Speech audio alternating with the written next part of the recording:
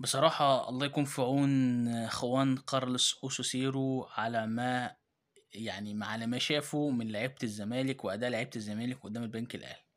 صراحة مباراة بلا أداء بلا روح بلا حتى أي حاجة ممكن تقول عليها.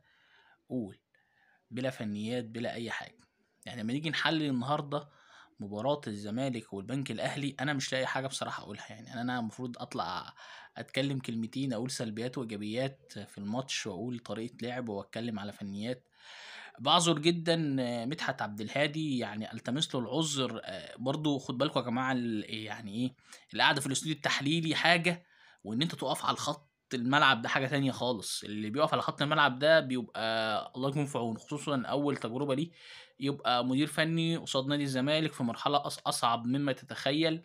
فانا الحمد لله بشكر ربنا على النتيجه دي اولا، وثانيا